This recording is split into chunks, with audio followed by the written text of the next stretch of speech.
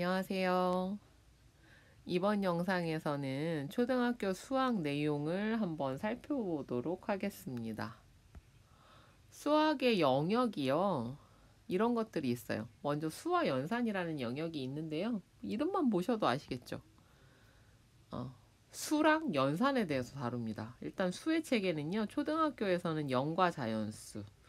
네, 0이라는 거는 이제 좀 있어야지 되니까 자리값 이런 거 공부할 때도 그리고 자연수, 양의 정수를 다루죠. 이게 처음에 수를 배울 때 그래서 처음 가서는 0부터 5까지 배우고 그 다음에 9까지 배우고 두 자릿수 배우고 세 자릿수 배우고 네 자릿수 배우고 뭐 큰 수 배우고 이렇게 쭉 늘어나고요.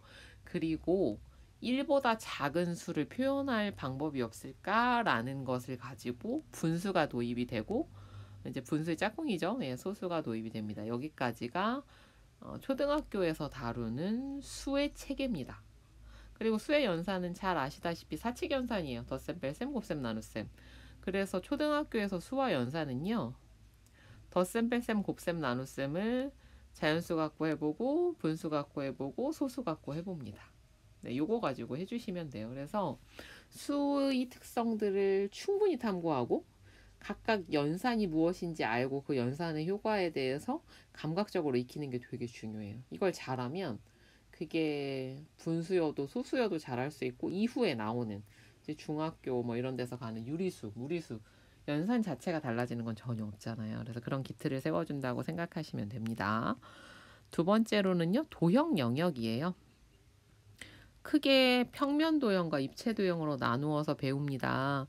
일반적으로는 평면보다는 입체가 좀 뒤에 나오는데요. 가장 먼저 1학년 때 아이들이 배울 때는 뭐가 먼저 나올까요? 아이들한테는 입체가 편할까요? 평면이 편할까요? 당연히 입체가 편하죠. 우리 주변에 평면은 없잖아요. 그죠? 그래서 입체, 공 모양, 구조, 상자 모양, 직육면체나 정육면체, 기둥 모양, 원기둥, 각기둥, 그리고 1학년 때는 안 나오는데 이제 각종 뿔들, 원뿔, 각뿔들까지 나오게 됩니다. 평면에서는요, 이제 요거는 좀 추상적이고 어려운 개념인 것 같아요. 하지만 이후에 다각형을 배우려면 없어서는 안 되기 때문에 직선, 선분, 반직선을 배우고 그리고 두 개의 반직선이 모여져서 만들어내는 도형, 각, 원, 그리고 삼각형, 사각형, 다각형, 이제 오각형, 육각형부터는 그리고 도형의 특성과 관련해서는 합동과 대칭까지 배우게 됩니다. 그리고 측정 영역은요, 재는 거죠. 시각이 왜 먼저 나왔는지는 아시겠죠? 수학은 수학의 학문적인 계통적인 특성과 더불어서 삶에서 얼마나 필요하고 자주 접하느냐를 두 가지를 같이 만들어서 내용 체계가 구성이 됩니다. 그래서 시각, 길이, 시간, 뭐 들이, 무게, 각도, 원주율, 둘레, 넓이, 입체에서 건널비와 부피 이런 것까지 알아보고요. 어리마기가 들어가 있습니다. 이게 교육과정에 따라서 나라에 따라서 어리마기는 수화연산 쪽에서도 다루기도 하고요. 약간 변화가 있긴 한 것 같아요. 규칙성은 대응에 대해서 배웁니다. 예, 규칙성이라는 이름으로도 배우고요. 그래서 대응, 비와 비율, 비례식과 비례배분, 그리고 이후에는 얘가 함수로 연결이 됩니다. 네. 그리고 자료화 가능성은 분류하기, 표, 그래프, 평균 가능성. 그래서 얘는 확률로 연결이 되겠죠. 이렇게 2015 개정 교육과정에서는 이렇게 5가지 영역을 나누어 두고 있습니다. 그러면 각각의 영역 얼마나 배울까요? 분포를 한번 살펴보면요. 일단 수화연산은 그 전에 전체적으로 몇 개의 단원이 있냐면 총 71개의 단원이 있습니다. 네.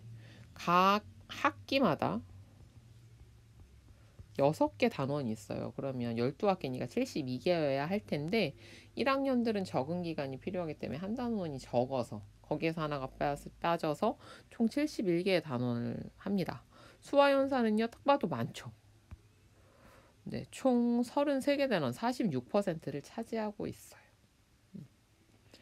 그리고 쭉 보시면 도형 같은 경우에는 이 4학년에서는 이제 삼각형, 사각형 이런 다각형들이 쭈루룩 나와서 이렇게 좀 많이 모여 있어요. 그리고 측정 단원은 11개, 규칙성 단원은 5개밖에 안 됩니다. 네, 5.5개라고 했는데 그건 설명드릴게요. 자료의 가능성이 또 이렇게 있습니다. 네, 이 5.5개라고 하는 건 뭐냐면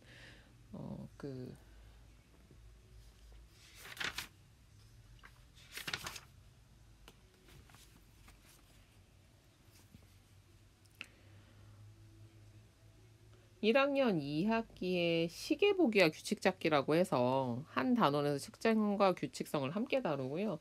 또 4학년 1학기 각도에서 각도라는 것이 도형이면서 또 각도를 재는 측정이 있으니까 이렇게 겹치는 것들은 0.5로 표현을 해놨어요. 그렇게 해서 각각 차지하는 비율을 그래프로 살펴보시면 이렇게 됩니다. 네, 수와 연산 영역이 압도적이죠. 왜냐면 도형이나 측정 규칙성, 자료화 가능성도 결과적으로 나중에 가면 당연히 수를 다뤄야 되고 그 과정에서 연산을 쓸 수밖에 없기 때문에. 그래서 초등학교 수학에서는 일단 수와 연산을 잘 해주셔야 돼요.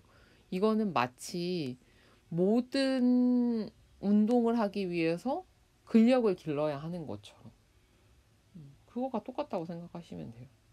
어디에선 이게 더 필요하고 어떤 거에선 조금 이걸 좀 더 해야 된다는 차이가 있지 수와 연산이 없이 이루어지는 수학은 없다고 보셔도 됩니다. 도형이라고 다른가요? 그죠? 그래서 초등학교에서는 일단 수와 연산, 수체계 그리고 연산 효과 이 두 가지를 정확히 알려주셔야 됩니다. 그러면 단원명을 가지고요. 세세하게 어떤 걸 배우는지를 한번 볼게요. 네, 여기는 제가 한번 전체 단원명을 가지고 한번 적어봤어요. 각 학년과 학기에 어떤 영역에 어떤 단원들이 있는가 한번 그냥 쭉 한번 보실게요. 네, 영역별로 다시 한번 살펴볼 거니까 이렇게 되어 있고요. 색깔로 좀 구분을 했는데 보이시나요? 일단 파란색이 많죠. 수화 연산이 압도적으로 많습니다. 그럼 수화 연산 영역부터 좀 자세히 살펴볼게요. 네, 수화 연산은 두 가지라고 말씀드렸죠. 수의 체계가 확장되고 네 가지 연산이 반복된다. 보시면 뭐 간단하죠. 1학년 1학기 9에서 이제 50, 100, 다음 2학년 1학기 때 세 자릿수, 2학년 2학기 때 네 자릿수, 여기까지 나와요. 그러고 나니까 이제 뭐가 나옵니까? 분수와 소수가 3학년 1학기 6단원에서 나오게 되죠. 분수와 소수가 나오고 그리고 4학년 1학기 큰 수는요. 우리도 감이 없는 그런 수 있죠. 뭐 조, 단위 이런 것들에 대해서 좀 나옵니다. 그리고 나서 연산은 네. 제일 먼저 덧셈과 뺄셈으로 나오죠. 초반에 덧셈과 뺄셈 계속 나오는 거 보이시나요? 그래서 이렇게 훈련을 시킵니다. 계속해서. 네. 아주 차근차근. 바다 올림이 없는 한 자릿수부터 해서 바다 올림이 있는 한 자릿수끼리의 덧셈. 한 자릿수 더하기 10몇 나오는 이런 것들. 그래서 차근차근 가르쳐서 3학년 1학기까지 충분히 덧셈과 뺄셈이 되면 이제 뭐를 하느냐. 이 준비가 된 아이들이 덧셈과 뺄셈과 연관해서 곱셈을 배우게 되는 거예요. 곱셈의 의미를 살피고 2학년 1학기 6단원 마지막 단원에서요. 그리고 2학년 2학기에 곱셈 9구를 배우게 됩니다. 곱셈 9구 굉장히 중요해요. 피사 1등 맨날 얘기하는 핀란드 같은 경우에는 2년에 걸쳐서 완성시킵니다. 물론 2년 동안 9구단만 한다는 말은 아니지만 네. 그래서 곱셈 9구를 단박에 하지 못한다고 해서 조바심 내시거나 아이를 막 나무라실 필요 없어요. 아, 하고 있구나. 대신에 계속 할 수 있도록 반복할 수 있도록 도움 주셔야겠죠. 네. 계속 확인해서 완성될 수 있게끔 곱셈이 되니까 이제 나눗셈도 되고요. 수체계랑도 연관시켜서 생각해 보시면 3학년 1학기에서 나눗셈을 배우니까 이제 나눗셈이라는 개념을 바탕으로 해서 3학년 1학기 6단원에 분수가 도입이 가능합니다. 그리고 이게 다 나오면 이제 어떻게 된다고 했죠? 수체계가 확장돼서 다시 연산이 나온다고 했죠. 그대로입니다. 분수의 덧셈과 뺄셈, 소수의 덧셈과 뺄셈. 그럼 이제 뒤로는 뭐 나오겠어요? 분수의 곱셈, 소수의 곱셈, 분수의 나눗셈, 소수의 나눗셈으로 연결이 되겠죠.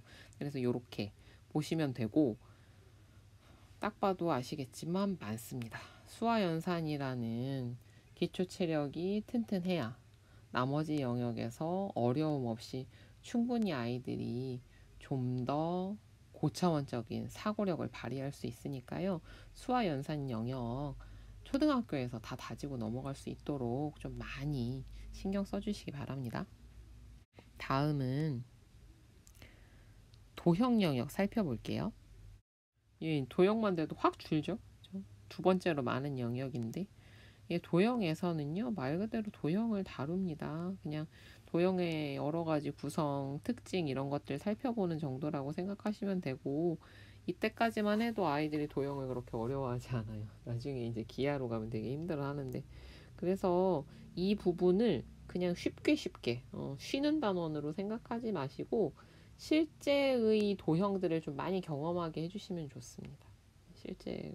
그리고 어떤 도형과 도형 아닌 예들을 들어주는 것도 굉장히 도움이 된다고 해요. 비슷한데 다른 거, 뭐가 다르지? 이런 특성을 설명할 수 있게 해주시는 것들. 예, 다음은 측정 영역입니다. 측정 영역에서는 이제 비교하기에서는 길다 짧다 같은 것들로 시작을 해서요. 뭐 시계 보는 거, 여기서 이제 규칙 찾기랑 같이 있어서, 근데 측정 영역은 도형과 규칙성이 같이 한 단원에서 나오는 경우도 있습니다. 뭐 길이, 들이, 무게 뭐 이런 것들 하고요. 그리고 이제 5학년 가면서 다각형의 둘레와 넓이가 나오고 하면 측정도 조금 힘들어하죠. 하지만 수화 연산이 잘 된 아이들은 여기에서 수월하게 이 부분을 넘어갈 수 있게 됩니다.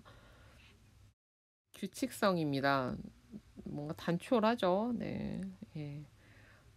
다 규칙 찾기 이런 것들이 나오는데 아마 초등학교에서 다루기에는 이 개념이 쉽지 않아서 많은 비중을 차지하고 있지는 않은 것 같아요. 근데 이제 아무래도 하나 수를 변하는 것이 아니라 수끼리 함께 변하는 걸 봐야 되니까 이 대응이라는 게 좀 쉽지 않아요. 그래서 대응으로서 비와 비율을 다루고요.